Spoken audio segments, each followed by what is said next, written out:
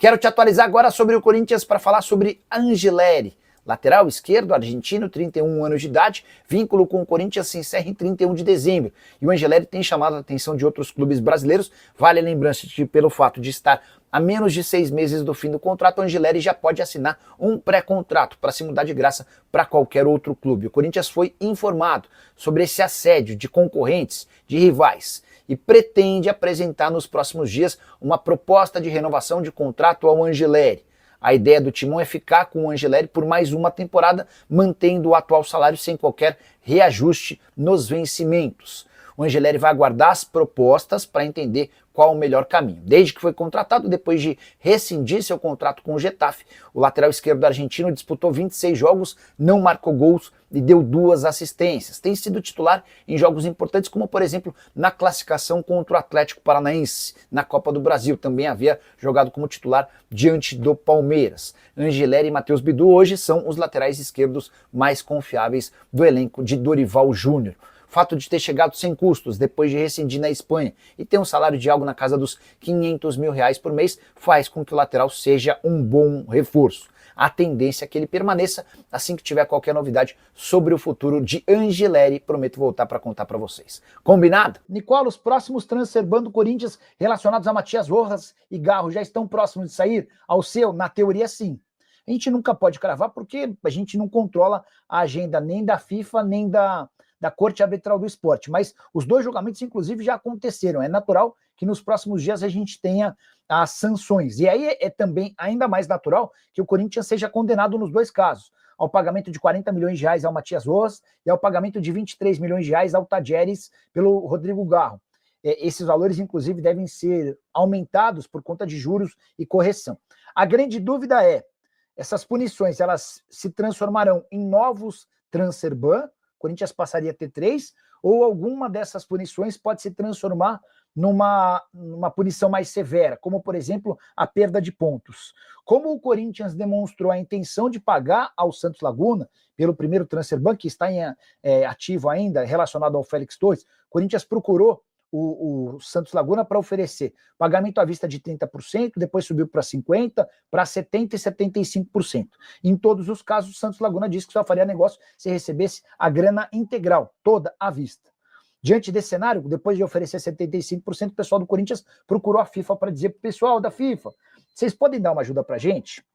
A gente tem problema de fluxo de caixa, né? Isso vocês estão sabendo diante dos processos que a gente tem recebido. Mas a gente fez um baita esforço para juntar 75% desses R$41 milhões que a gente deve para o Santos Laguna. E já oferecemos essa grana para o Santos Laguna.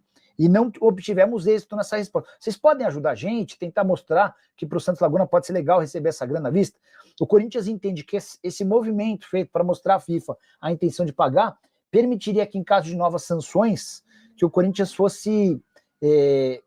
escapasse de uma punição mais pesada como a perda de pontos, tá bom? Cola, Hugo na Copa, manda um abraço pra mim, tamo junto, você é uma pessoa incrível, obrigado de coração. Corinthians será campeão da Copa do Brasil, o que você acha? Tamo junto sempre.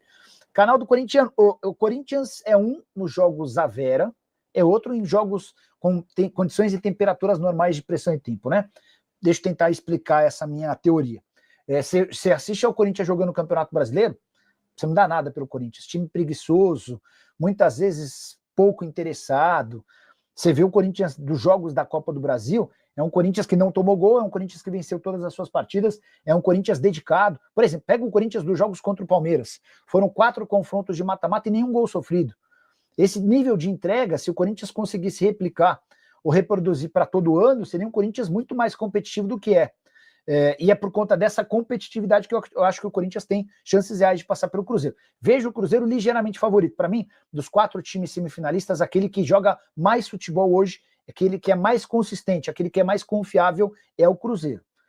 O Corinthians, nesses jogos de Copa do Brasil, também chama bastante atenção. E aí, do outro lado, você tem um Fluminense e Vasco com o Fluminense ligeiramente favorito, tá bom? Sobre o Hugo na Copa, se tudo correr da forma como está, sim, e de forma merecida, o Hugo é muito bom goleiro mesmo, tá? Rodrigo Marcondes, Nicola, para você, o Fluminense tem chance de chegar na sua 4ª semifinal seguida nesse ano? Não, na semi já tá, né? Na semi já tá, né? Quero falar agora sobre o Corinthians, que perdeu mais uma fatia dos direitos econômicos em cima de Yuri Alberto. Bora te explicar essa história. Quando o Yuri é contratado, você lembra, o Corinthians fica com 50% dos direitos econômicos, os outros 50% seguem com o Zenit, clube que detinha os direitos econômicos dos jogadores, certo? Beleza? Mas uma outra descoberta envolvendo o ex-presidente do Duílio Monteiro Alves diminui a possibilidade de faturamento do Corinthians, no caso específico do Yuri Alberto. Timão não terá 50%, mas um valor inferior a esse, tudo porque o Duílio Monteiro Alves combinou com o André Cury que vai repassar 10% da parte a que o Timão tem direito para o empresário, caso ele traga a proposta. Então vamos imaginar que em 6 meses o Yuri Alberto vai jogar na Roma, como aconteceu recentemente uma proposta. E essa oferta foi trazida pelo André Cury, que é o representante do jogador. O Corinthians ficaria, vamos imaginar que o valor da negociação seja de 100 milhões de reais, é só um valor de exemplo, tá? Até porque para negociá-lo, certamente o Corinthians vai exigir cifras maiores. Mas só a título de esclarecimento. Proposta de 100 milhões de reais, o Corinthians tem 50% dos direitos econômicos, ou seja, fica com 50 milhões de reais. Em cima dos seus 50 milhões, o Corinthians desconta 10% e repassa para o André Cury, sobrariam, em vez de 50, 45 milhões de reais.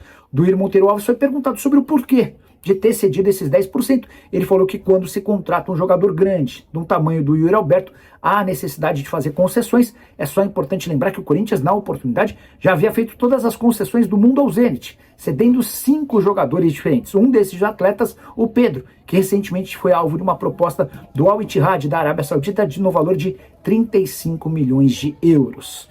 Só para completar, registrar também que a Comissão de Ética do Corinthians recomendou o afastamento temporário de 13 conselheiros, incluindo Augusto Melo, tudo por causa daquela invasão absolutamente ridícula no dia 31 de maio no Parque São Jorge. A ideia e a recomendação é de uma suspensão por 60 dias até a conclusão do processo dessa invasão. E você, o que pensa sobre tudo que eu contei? Não esquece de deixar like, de se inscrever no canal. Quero falar agora sobre o Corinthians Guinegão, autor de 4 gols e uma assistência nos últimos 5 jogos pelo Corinthians, no time principal e como titular, tem chamado a atenção de clubes do exterior. Primeiras sondagens com cifras bem baixas. O Corinthians chegou a ser procurado por um time da Europa disposto a pagar 10 milhões de reais. O Timão disse que não daria nem para atender a ligação para tratar sobre números tão baixos. Em relação à Rússia, pintou também nas últimas horas a especulação de que o Zenit demonstrou interesse em contratá-lo. Mas até agora não há nada de oficial e a janela de transferências na Rússia, como eu tenho contado para vocês, já está encerrada. A tendência é que se o Guinegão mantiver os bons números e apresentações, com apenas 18 anos de idade, ele será alvo de propostas bem interessantes para metade do ano. Gui, que renovou recentemente seu contrato, ele ganhava 20 mil reais por mês e passou a ganhar 70 mil. Com isso, a multa rescisória para clubes no Brasil subiu para 140 milhões de reais. A multa para times do exterior é de 630 milhões e é óbvio que o Corinthians não espera por propostas com esses números. Imagino que qualquer coisa a partir de 10 milhões de euros e o Timão já possa pensar em negociá-lo. Atleta que quase foi parar no Montpellier da França num empréstimo gratuito na metade do ano, quando ainda nem sonhava em fazer sucesso no time principal. Só para completar em relação ao Corinthians, registrar que Ranieri e Carrillo já voltaram a treinar com bola e estarão à disposição do técnico Dorival Júnior num futuro não tão distante. Então é isso, minha família. Ficamos aqui com aquele pique, daquele ritmo, a atualização importantes do Coringão, Corinthians, né? Então, se você ficou no vídeo até agora, já chega deixando aquele like maroto bem gostoso, devagar, para você ficar por dentro de tudo e não perder nada. Chega deixando aquela informação aí no comentário, da sua opinião, porque a gente fica por dentro de tudo também. Valeu, um grande abraço, até o próximo vídeo. Fui.